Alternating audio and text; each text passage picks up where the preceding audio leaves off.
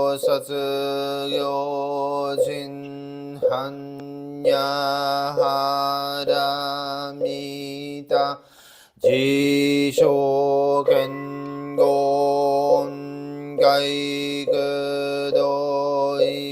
지쇼겐곤가이그도이사이그 야구샤리시시기후이그그후이시기시기서구제그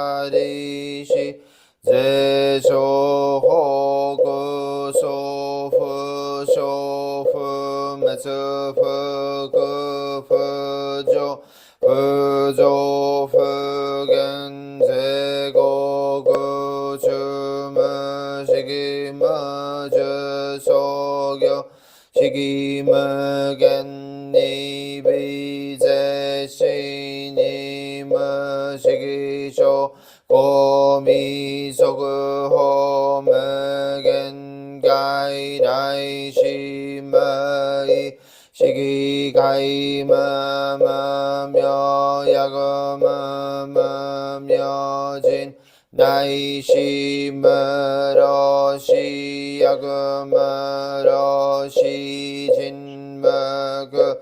슈메츠도메치야그머도구이머쇼 도꼬보다이사타에 안야람이다 고신메게게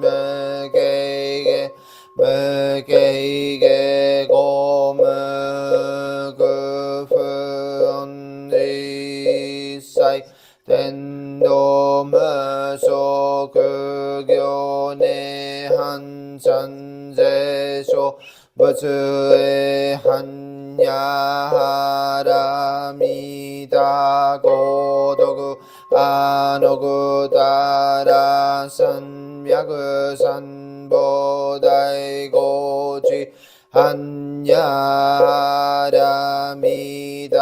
제다이진 슈제다이며 슈제머조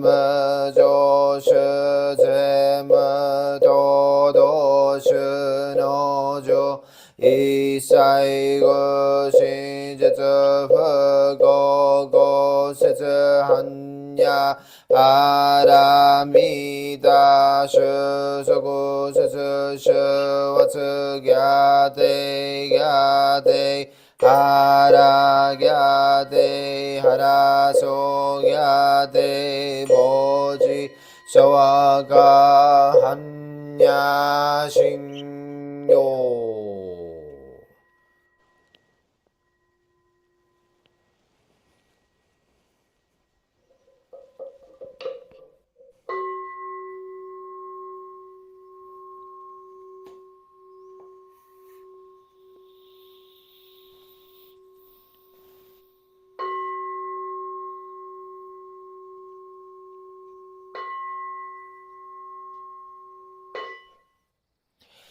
The identity of relative and absolute.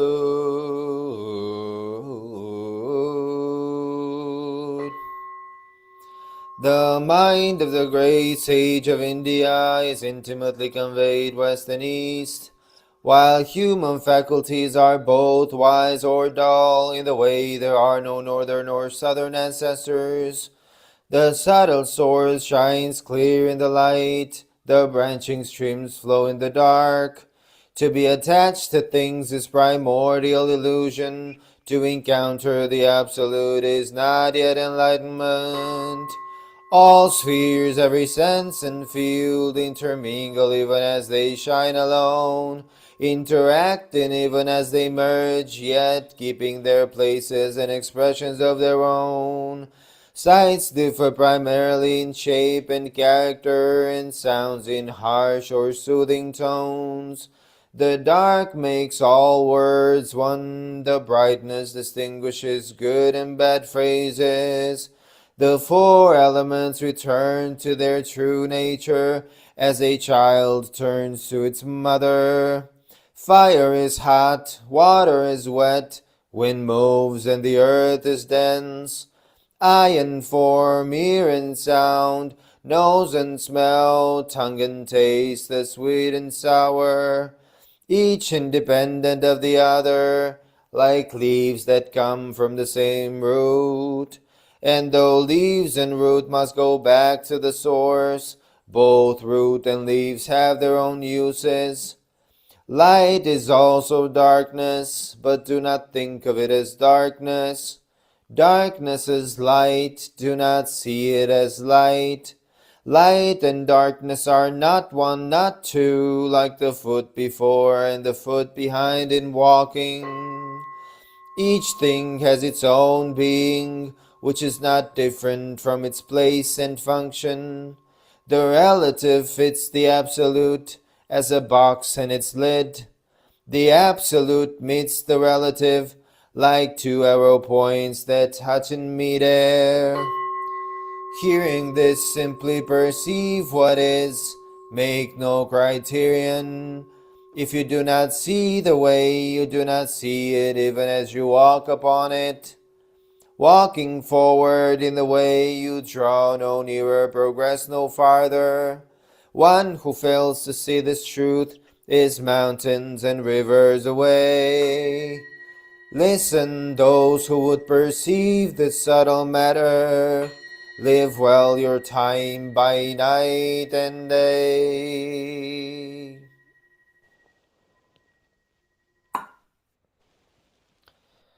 Buddha nature pervades the whole universe, reality existing right here now. In reciting the heart of the perfection of great wisdom sutra and the identity of relative and absolute, we dedicate our sincere efforts to Shakyamuni Buddha, honored one, the historical Buddha and teacher, and to those ancestral teachers, Eihei Dogen honored one, Soji Keizan honored one, all successive honored ones, up until Zuigaku Rempo honored one, and Gudo Wafu honored one, and to all other honored ones throughout history, same yet diverse honored ones whose names have been forgotten or left unsaid. We also dedicate these efforts to the three treasures, Buddha, Dharma, Sangha, to all awakened ones and teachers in all places and times. We especially seek tranquility and well-being for all creatures now suffering or ill in health. May they be serene through all their ills. May their lives be at peace and wisdom pervade the darkness of ignorance. We dedicate our hopes and aspirations to all victims of war and violence and natural events, to the injured and to all families touched by these tragedies, to the healing of hatred in all countries and among all peoples, to the wisdom and compassion of our world leaders, to the peace of the world and harmony of all beings. Thus let the harmful effects of words, thoughts, and actions be dispelled, and compassion bloom in perpetual spring. May we all realize and live the enlightened way together.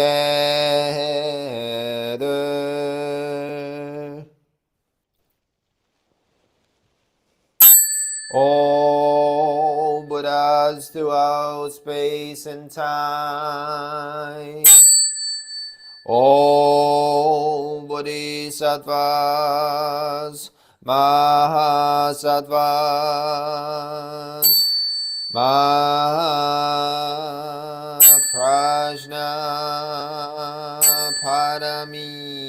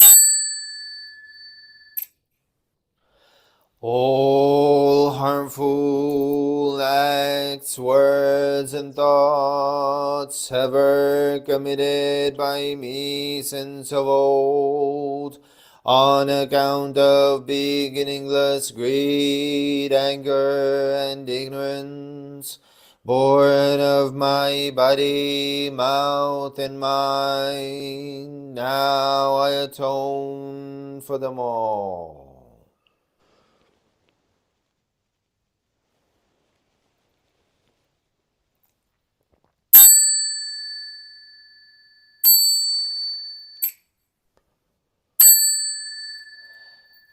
I vow to save all sentient beings, though beings numberless, to transform all delusions, though delusions inexhaustible, to perceive reality, though reality is boundless, to attain the enlightened way, a way non-attainable. I vow to save all sentient beings, though beings numberless, to transform all delusions, though delusions inexhaustible, to perceive reality, though reality is boundless, to attain the enlightened way, a way non-attainable. I vow to save all sentient beings, though beings numberless, to transform all delusions, though delusions inexhaustible, to perceive reality, though reality is boundless, to attain the enlightened way, a way non-attainable.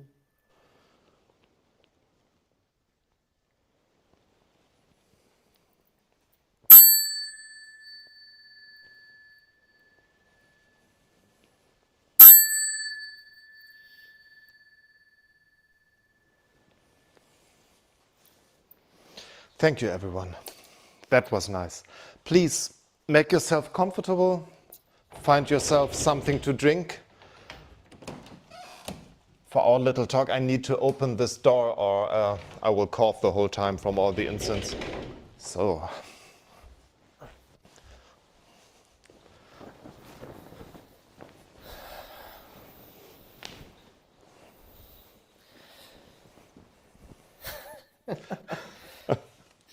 Makes me laugh because it makes me think of Friday's Dharma talk when Jundo wanted to be witty about doing one thing at a time. So now I'm gonna drink my coffee, and then he choked. I almost died on camera.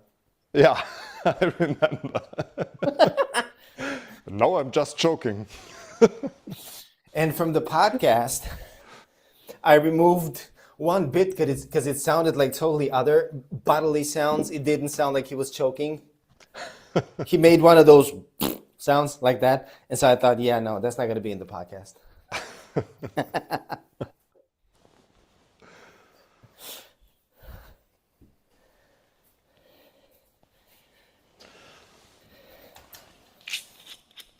Oh, I should maybe switch the camera. Switch the camera, please.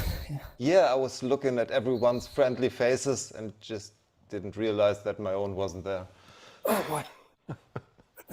Wow. Probably not friendly enough. You should hear the storm outside. That's fascinating. The large trees are moving. Oh, is it still stormy? Yeah, quite a lot. We will have a little storm flood later today. The river close by will come and visit some houses, like it always does several times a year. So Ah, okay. Well, people are kind of used to it. I guess enjoy. The main city is still safe, right? The main city is still has its flood doors and whatever. So. Everyone good to go? Yeah, will you chant us The verse, please.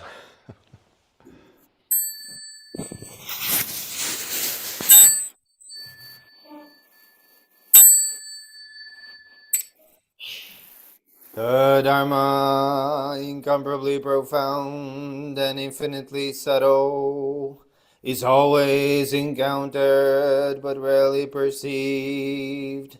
Now we see, hear, receive, and maintain this.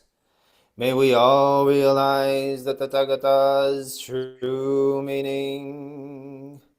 The Dharma, incomparably profound and infinitely subtle, is always encountered but rarely perceived. Now we see, hear, receive, and maintain this. May we all realize the Tathagata's true meaning.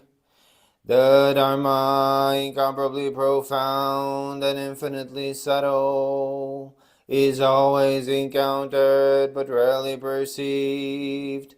Now we see, hear, receive, and maintain this. May we all realize that the Tathagata's true meaning. And I skipped the bell, just so you know.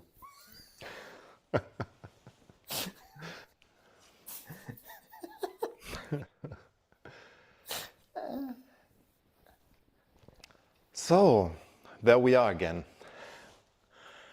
And for our new format we have with a little primer for our discussion, I always pictured it as the main thing is our talking, our discussion we will have afterwards, and not so much the words that I'm saying. Those are more, I think of them more as a primer for what is to come, and hope that it might lead to some good conversation.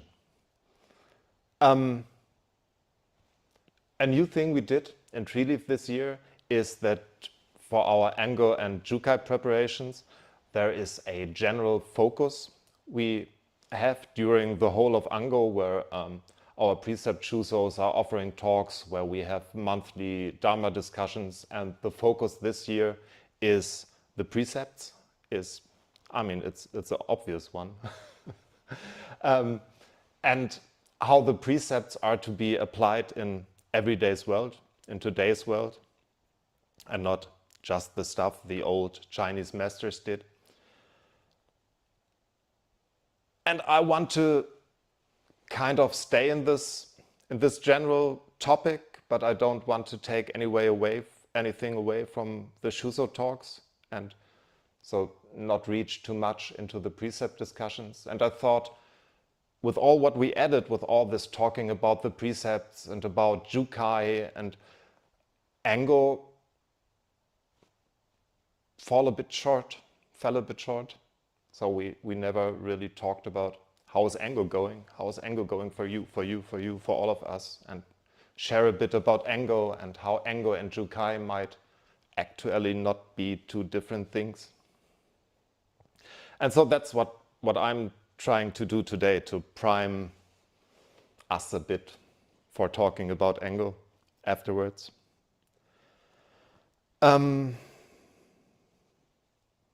Usually, when we think about Jukai, we think about a single moment in time, a ritual, a ceremony, an important event in a Buddhist life.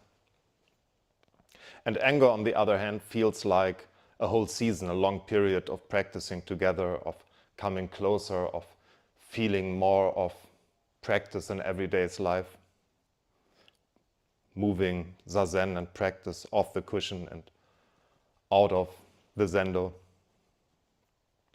But I think you can look at a different way at them, that Ango is maybe some kind of extended long-term Jukai, a ceremony that we live together day by day with all the formal elements added. And Jukai maybe is not just this one moment in time, but something that continues, something that is renewed every day through practice. Ango has this structure we more or less follow. We follow some kind of schedule. We sit together more often. In general, we sit more often. We join every Zazenkai, like today. We study more, we discuss, we give up something that is dear to us. Those are all formalities. I mean, of course, practice, yes, but a formal thing. We chant a meal gata that structures our day in a way. We sit retreats together. We are more on the look for a lend a hand opportunity, I think. We offer dharma, we engage in metta practice, maybe in samu, and we socialize and discuss more in the Sangha and let the Sangha jewel shine. It seems more discipline, more formality, but I feel it kind of like ceremony too. Like you don't object to these forms, you pour yourself into what you are supposed to do. Smaller, like not like the ceremony we just had where everything is just structured, but it is structured. It's just spread out over 3 months.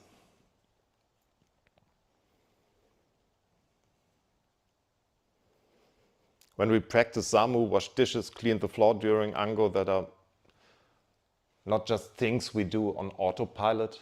We think more about Ango, about Jukai. We do these things maybe single-minded, like we do a ceremony. It unfolds each day over all this time. And when we turn to Jukai, we can see it as the same in a way from the other side. Yeah, Jukai is this formal ceremony. We receive the robe of the Buddha, the lineage, the precepts. But I think that if we see Jukai just as this one moment, like seeing a marriage just at this moment where you stand in front of an altar or an official, that's missing the whole point of it. Dogen said in Shobogenzo Jukai, receiving the precepts is the unsurpassable pivot of the Buddha way. To receive the precepts is to receive the body and mind of the Buddhas. So when we receive those precepts, it's not just words and rules. It's receiving the body and mind of the Buddha. And I don't think that this is something that can happen just in one moment of time. Actually, I think it's precisely the opposite of that. It happens all the time in practice and life. Something we receive again and again, and especially when we look at Ango, I think this is the time where we feel more present, that we are receiving the Buddha's mind and body, that we see the things we do and others do as Buddha. Not that historical one.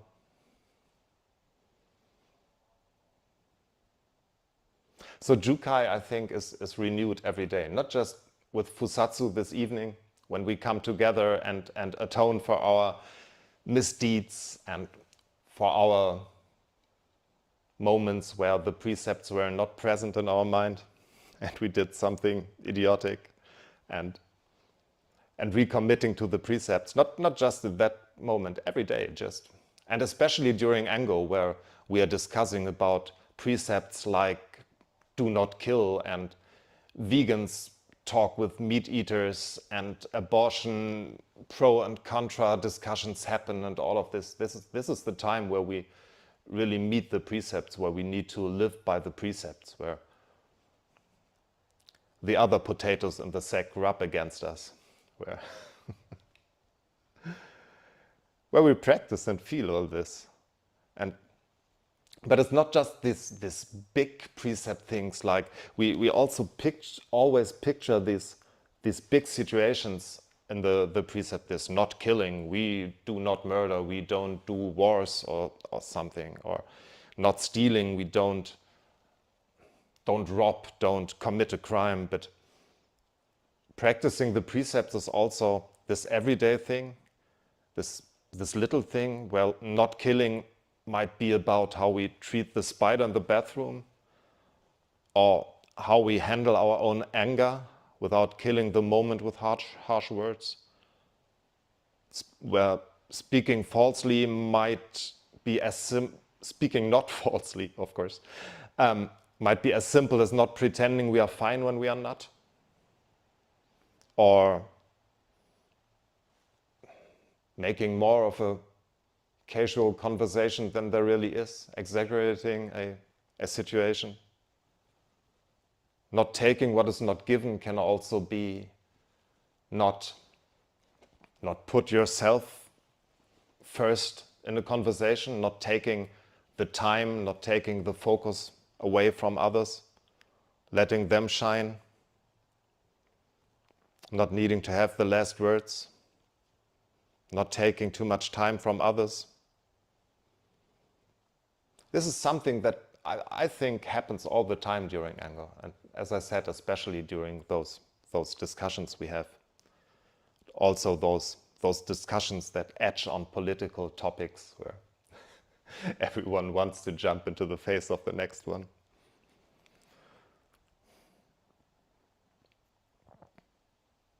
So Jukai is really not something that happens in a ceremony. Well, it does, but it happens all the time. And receiving the precepts can sound like we are about to get something,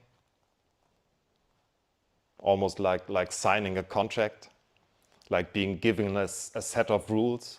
But precepts in our Soto Zen way are not that. Those are not rules imposed by others on us. It's not about becoming someone else. It's not about forcing ourselves into an ideal image. It's about turning towards what we already are, the things we realize and practice in sitting, that we are life itself, that we are inseparable from all other beings, that compassion is arising out of this. We see our existence in that light of things, and this is where the precepts point to, and what we practice during Ango. So it's actually what we are receiving when we are receiving the precepts is ourself, I believe, our true self, that inseparable thing. So yeah, that's what we are practicing every day, I guess. We come so close together during Ango, which is a good thing, but we often fail to talk about how Ango is going for us. I often fail to see the aspect of Sangha there, to share things with you all, which I want to do today. Not just me, just here, and don't take too much room, of course.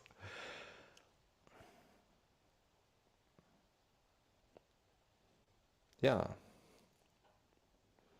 Like when we're sitting, I'm viewing the precepts and keeping and not keeping them in a way like sitting Zazen, where when we realize that we are drifting away and getting lost in thoughts, or our posture is not optimal, where we don't see that as a failure, where we acknowledge it and peacefully, slowly just come back to that ideal we have. That's how we are practicing with the precepts too. Of course, not when murdering people or something, but the little things where we drift away from them, where we take too much room, where we get agitated, where we run on autopilot and hurt people. It's not a failure when we don't act according to that precept. It's like Zazen, it's like acknowledging, nodding, returning.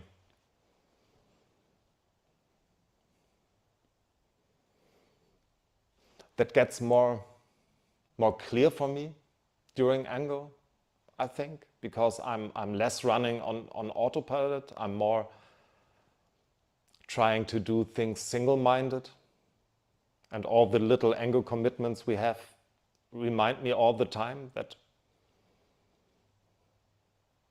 it's all about the precepts and all about practice. And so in a way, I am receiving the precepts every day.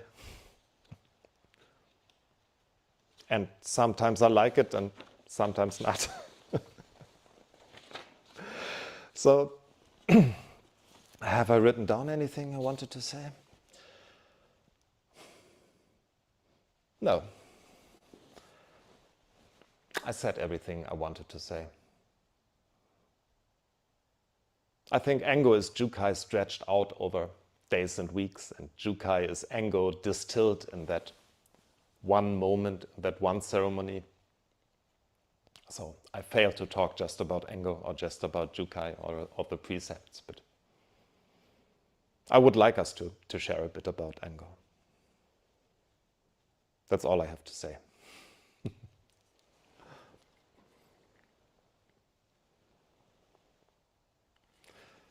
Maybe we should close the sutras now and can feather out our discussion afterwards. That would be nice. May the merits of these teachings penetrate into each thing in all places, so that we and every sentient being together may realize the Buddha's way. O Buddhas throughout space and time, O Bodhisattvas, Mahasattvas, Mahaprajna Paramita.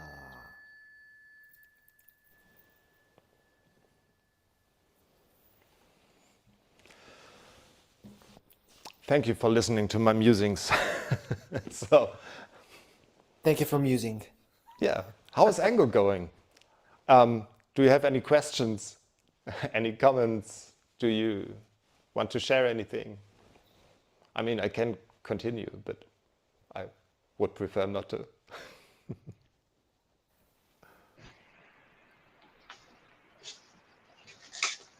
Okay, Mokuseki, go first.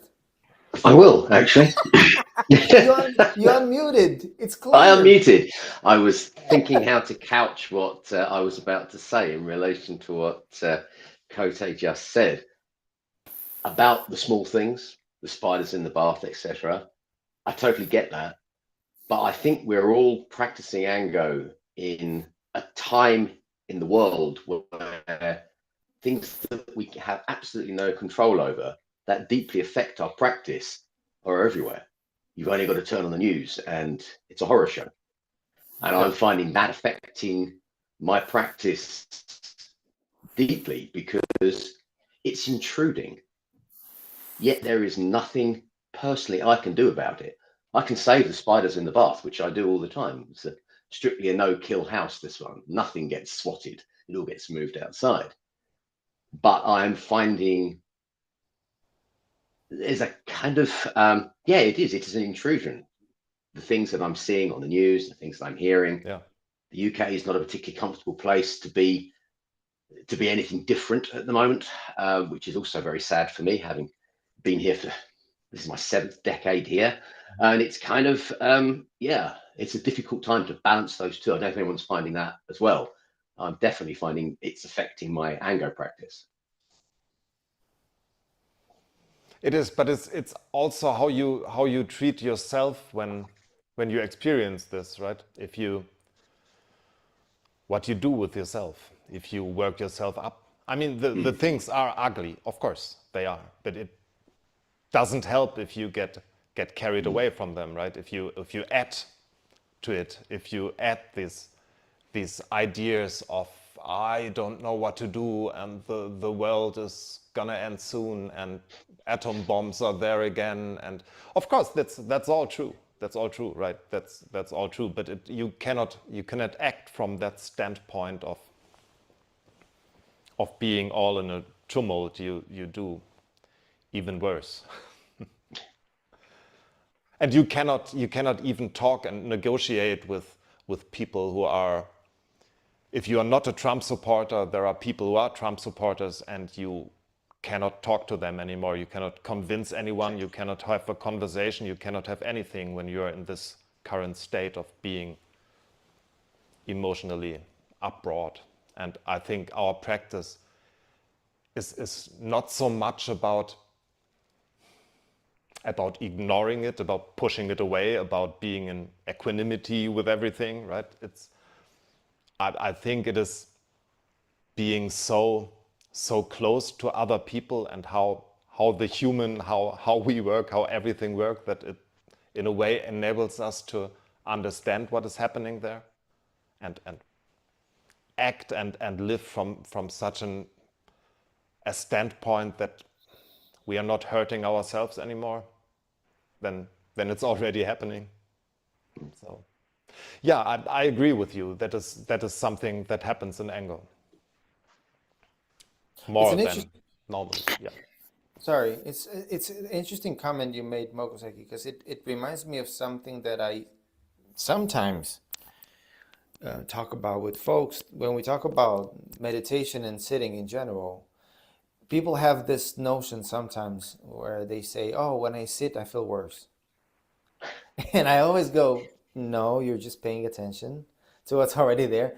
And so with this situation, I think it's kind of Ango offers us this opportunity where we really focus on specific aspects. Like we don't just go regularly about our day-to-day life, right?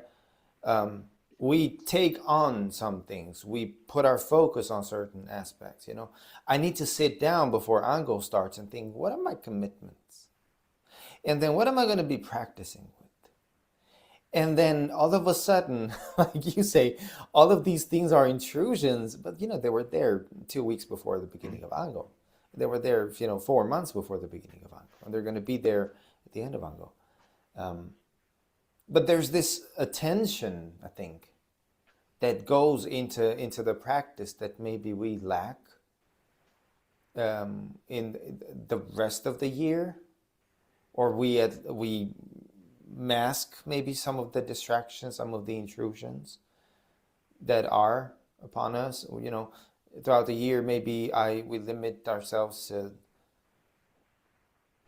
sitting in the morning and then I'm off about my day. Then I forget about everything. Like I don't have to go back to think about, oh, I did my 25 minutes or my 30 minutes of sitting. I'm done. I'm good. I practiced. Right? And Ango comes and, I do my morning sit, but then throughout the day, I have to remember to do my meal gatha. And I have to remember to, not eat that thing that I wanted to eat. Not, use that language that I'm normally using. So I'm never released from the tension of keeping an eye on practice. And that's actually part of the language in Soto Zen training. We talk about this release from practice at the end of Ango, release from training at the end of Ango, precisely because of that. And I think it's a very valuable experience to realize just how demanding it is to be focused on practice, even though it's still regular life. Like we're not doing anything too terribly different, right? Yeah, it's a very interesting thing to realize.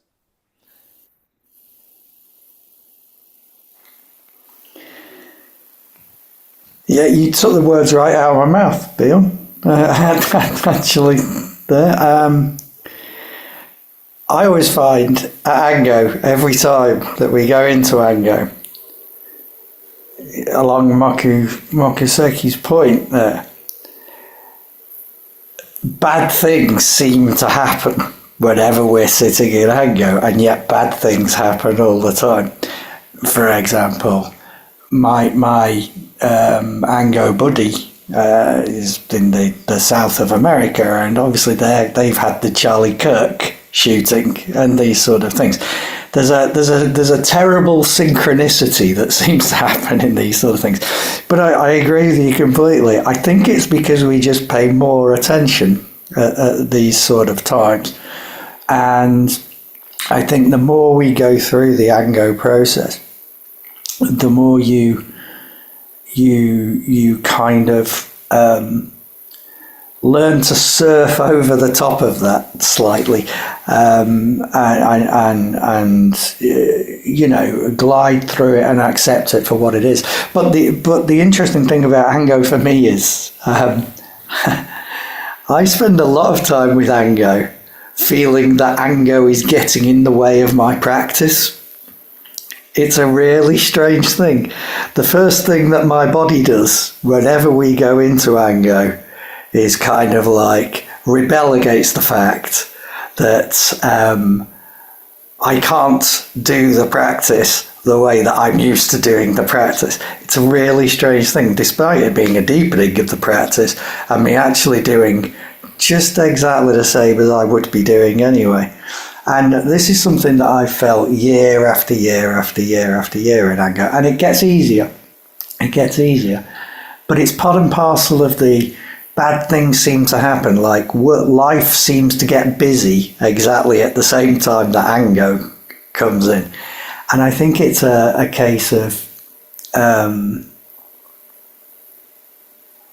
we rebel against the regimen of things sometimes, and it's because we don't live in monasteries and we live our regular lives, and we all have this belief that we can, we're doing equally valuable zazen as we walk around our lives as we are when we hit the cushion.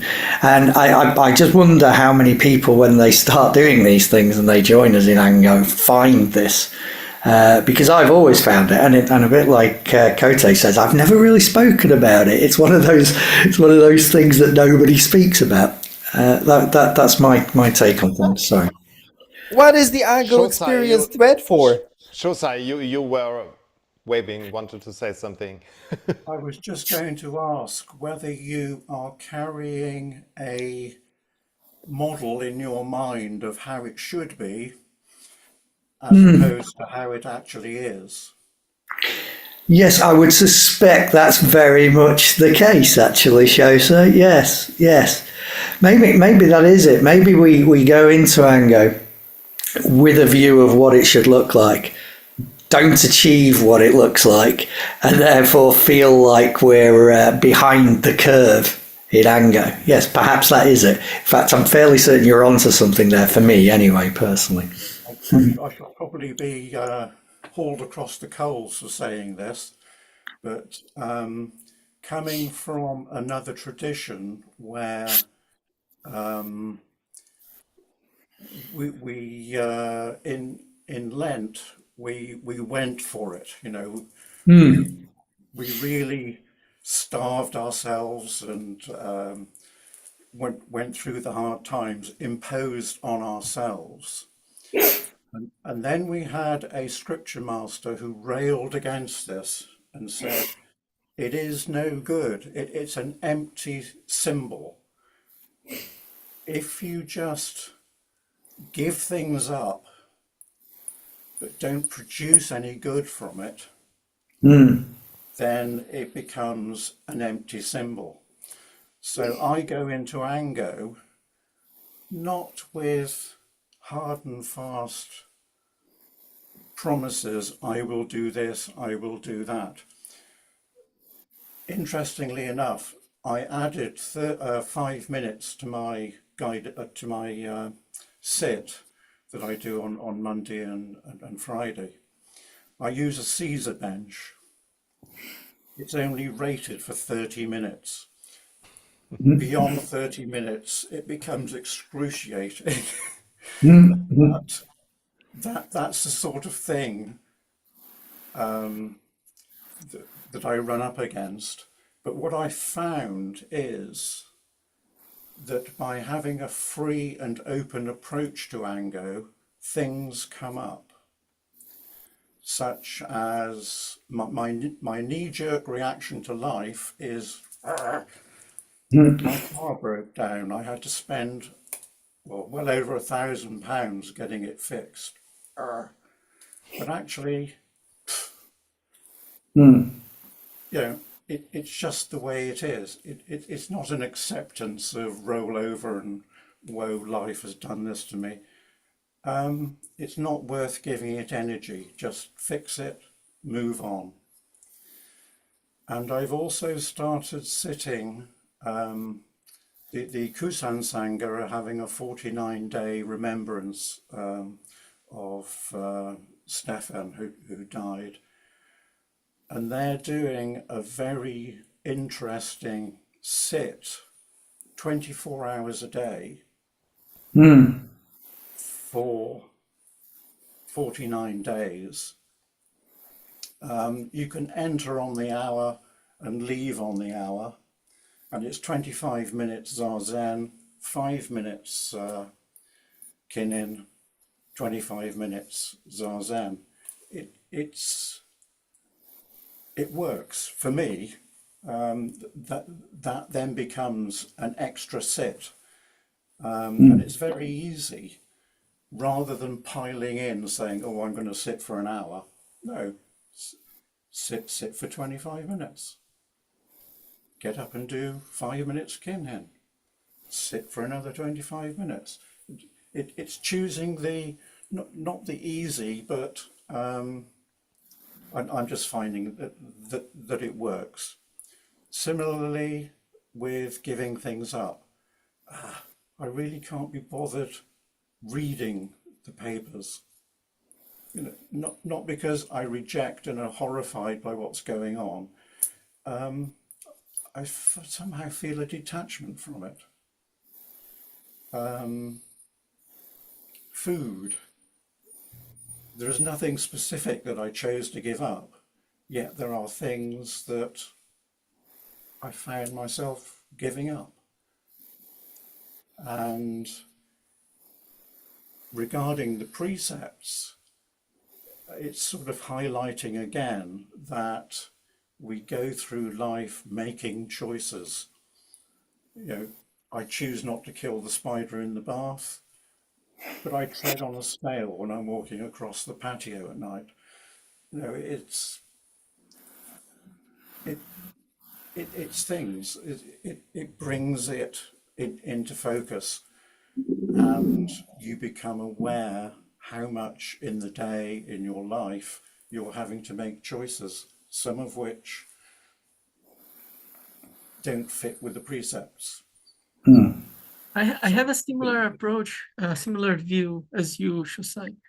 I do have my goals for the Ango, but I don't really push myself. I need to do that, or try to make my mind into a nice spiral of like forcing myself to do such a thing. Like I set up like a routine during the day and try to keep this routine without forcing much. If it doesn't happen, for example, I'm reading one chapter, or try to read one chapter of Shobogenzo every single day. And if it doesn't happen because life is busy, the people that know me here more, that I have a little child that I take care. Sometimes just doesn't happen. And yeah, so I pass, move on. Next day I try again. I really believe that the point here is to try and try and try, to keep this routine.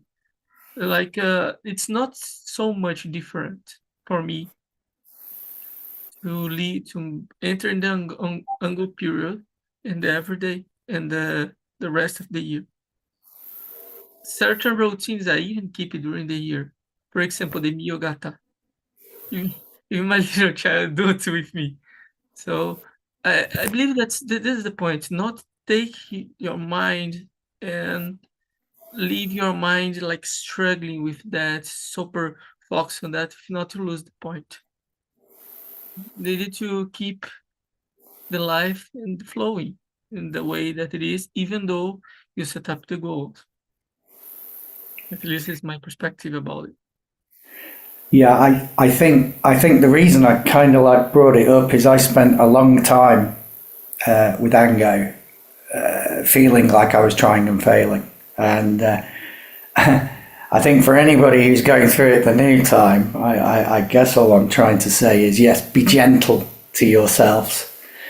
Should you have said that you're not going to eat chocolate and then you have a piece of chocolate, do not go around and whip yourself over these sort of things. These are just a thing.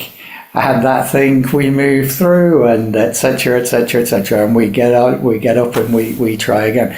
And I think again, like Jose was saying, the looser you are with yourself with these sort of things, the less of a problem things are, and the more it does bleed into your general life, and that's a lovely way for it to be. So yes, I'm trying to be looser. The other thing I did this time was I added something rather than just taking things away.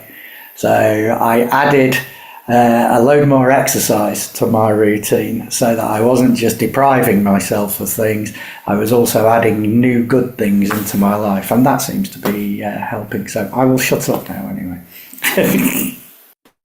I think it's kind of a flowing that, isn't it? Every time we give something up, it turns out that something else is picked up.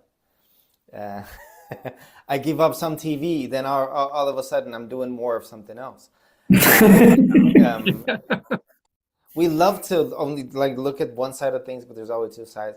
Also, let me just, on a personal perspective, I'm a little like that with the idea of looseness. There is time in life to be loose, and there's time in life to not be loose. And sometimes our practice is about becoming very intimate with ourselves.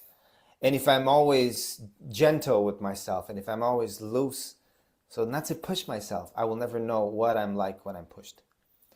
I will never know what I'm like when there's effort to be made. Yeah, but So there are different ways of doing it. I mean, I wish I would be more like Shosai, that I could keep this this effort, this idea through the day during Ango, but I'm not.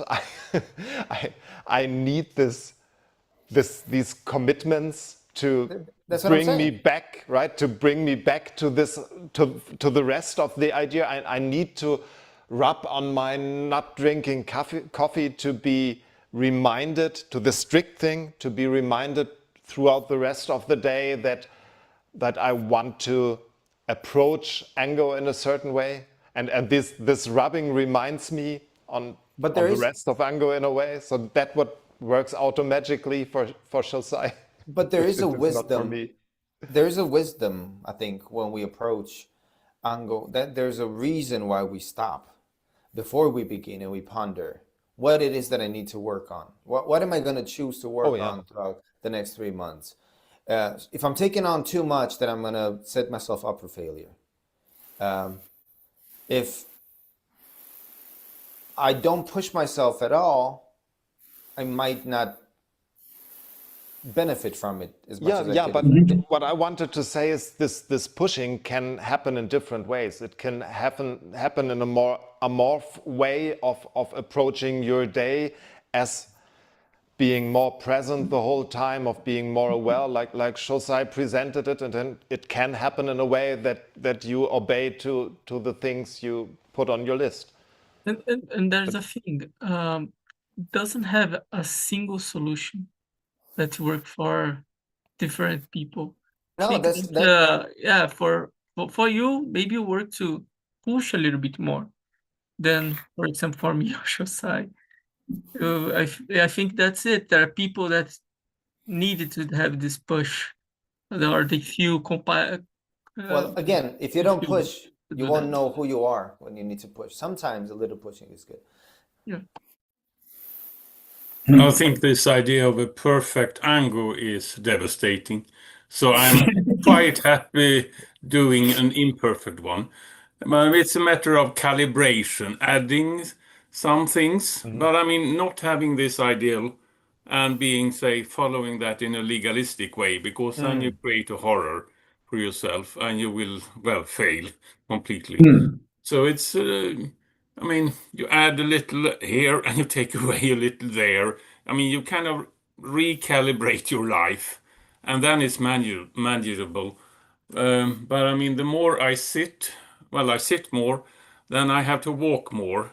So, but and I walked out yesterday also. So in well, feeling the rain and the wind, and that was also very, say, intense experience for, I mean, being very focused on, say, the forces of nature. So you get some, say, extra um, practice. I mean, off cushion then. But I mean, think well, it's a matter of calibration and seeing what works and well, being balanced. Then you can succeed. But I mean, I will well continue doing my imperfect one. My friends, I need to drop the call. Yeah, I'm afraid Yeah. I need to go too. It's been lovely chatting, Yes. though, everybody, and thank you for today. Thank you. Thank you. I shall see you later. I forgot if it's Stefano or Stefano, but you wanted to say something, I believe. Stefano, but it doesn't matter. Thank you.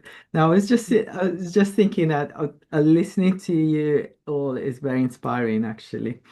Makes me feel that, we're all on the same journey and everybody is one in a different way. And what helps me, and it's about finding a balance. And I, I think I personally need a structure, a routine, and I have to push myself a little bit. Otherwise, I'll become very indulgent. But so that's why that's how I approach it. But it's very important for me. It's like the teaching of the Brahma Viharas that they talk of a lot. Maybe they don't talk about it much in the Zen. I don't know, but it's the idea that if you want to build this house of peace, you work with compassion and sympathy, joy. So like if there is suffering, if you struggle, if I fail to follow a precept, if I break a precept, I just try to be compassionate about myself without being indulgent. And It's then yeah, and I the believe it's same, not formulated in that way in yeah, Soto Zen, but it's yeah. basically there. So It yeah, kind of sorry helps that. me, and then so it's trying to be gentle to myself. So you encounter yourself in practice, and then try to Yeah. be gentle, forgive myself with the idea that I need to practice. And the same thing with if I do something, if I think that I've done something nice, it's good. Or if somebody else says, "Oh, I've done something nice," just rejoice, and then you work with these two, and the top is equanimity. It's just a model, but it helps me. I used to smoke cigarettes and then I decided to give up many years ago. It was really hard. And at some point, I remember I had a cigarette and I felt really bad about it a few months later. And then, but then I just applied compassion to myself. I thought, this is not the end of the world. It doesn't mean that I have to go back to smoking cigarettes, which is what the mind tends to say because of the Yeah, addiction. and I mean actually hurting yourself with that is breaking the precepts too. So, Yeah. but Shosai, you I, I, I think the important part is to be aware that you have potentially broken a precept or you're acting counter to it. I would go a step further. Like, yes, commitment is to awareness. I'm aware that I'm acting in a way that it's not quite aligning with what with what the precept is. And then my next question is always why? Where's that coming from? Because Like, you have to make choices. yes, but why am I making that choice and am I not making the other one? What is it within my mind that's hindering me from naturally responding in a way that's in line with the precepts? So I'm trying to be wise about why I'm making the stupid decision and not the good decision. Why is it that naturally comes out as dumb? You get what I'm saying? Like, You're going into very dangerous territory there. well, it's the idea of mindfulness, as the Buddha taught it, is precisely to pay attention to wholesome and unwholesome qualities and make sure that we work with that. And that's basically what we do with the precepts too, right? It's withhold from, but at the same time it's do. And Yeah, when but you, we are doing it in different ways, right? We are, how? one way is like you said, that of analyzing your habitual ways of doing things, analyzing where you are wrong, what you need to change with yourself, like this analytical thing.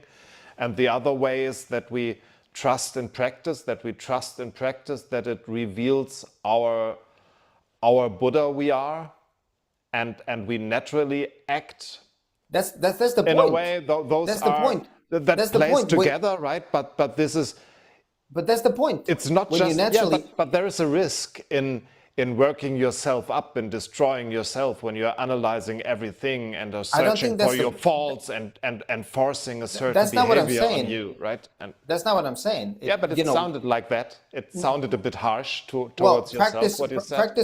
practice realization is you manifest the enlightenment that you already, the awakening that you're experiencing. Sometimes that awakening Oh is yeah, of not there. course, of course. So, But so you have to be compassionate to yourself too, like of others course, that's said, why I'm right? asking the question. Yeah, Why is this happening, and what can I do to yeah, maybe not, because this is making me suffer afterwards. Like I'm suffering, I'm beating myself up because I made mistakes. Okay, I yeah. want to Don't. figure out why I'm making mistakes Yeah, so that but I, you know, don't beat yourself up. That doesn't help with the well, that solution. people do that. That's the problem. Yeah, but they should People let do it that. be. That's part of practice. Well, first you have to know what to let be before you can let Yeah, it be. yeah, of course. Can I just float an idea Please.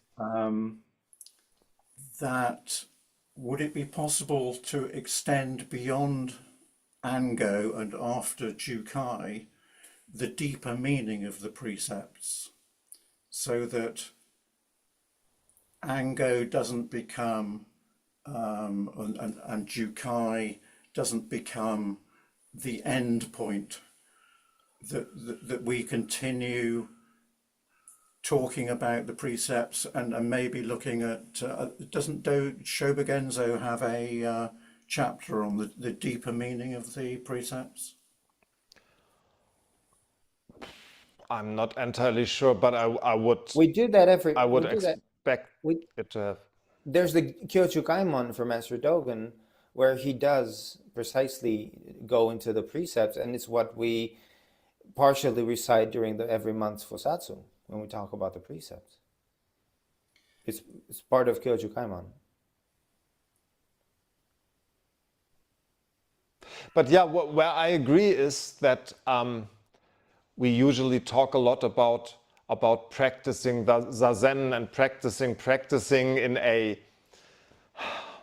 in the physical way of doing it and this, but extending the talking about the precepts is can be more about this living life in a beneficial and not destructive way, and comparing that with the precept, something that I think it's a very valuable idea to extend this past Jukai.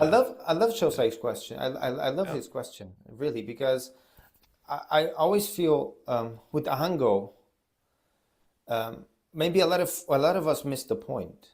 Like it's specifically a dedicated time.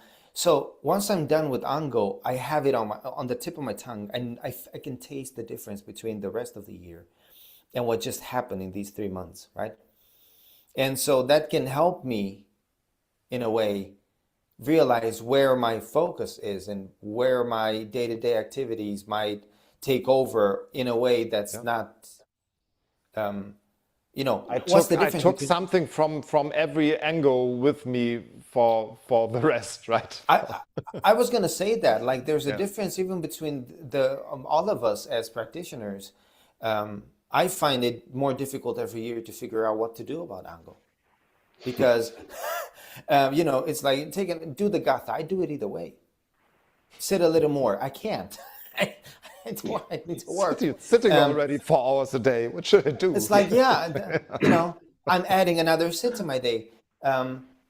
do this and do that. And so you realize that depending on the person, moderation might be something very small, and for another person it might take like I need a little bit more pushing to feel like I'm adding something to Ango, for example, than another person might need. And at the end of Ango, there's this release from tension, right? In my case, for example, there's that one sit a day that I host. It might seem a dumb thing, but between the morning sit and the evening sit, I cannot really make plans anymore. Like I can't have plans for dinner with anyone. And so that is a tension throughout these 3 months. And so once it's done, not much for 1 or 2 weeks, but for 3 months, it's a thing, right? Yeah, right? And you mix that with the rest of things and you realize it's a continuous tension. And so at the end of Ango, and there's that release from it, there's also a realization as to, okay, what does practicing like that feel like, and what does practicing like this feel like? I'm about to run out of battery. Yeah, it's maybe a natural thing. We already stretched a bit, I believe. So maybe we should wrap it up. Thank you, Thank you everyone, all. for the lovely call. Well, Patrick, excellent say, talk. That was nice. you didn't say a single word, Patrick. Next time. No, it's also fine not to say a single word. I mean, it's the first time for you here, right? So. Yes, I was processing all of that and taking all in. So I need to cook a bit in order to present the meal. So I will contemplate on this. This is what I wanted. This is all I wanted. I got you to say something. Yeah, just hear your voice, so I have a feeling for you as a person. That's great. All Right. good. Thank you, guys. Lovely. It was lovely together. Excellent. Tassos, you're only escaping my call for talking because you're sick. Thank you. Get better, please. Bye. Have a wonderful Sunday. And you all. Bye, guys. Thank you very much. Bye. Bye bye.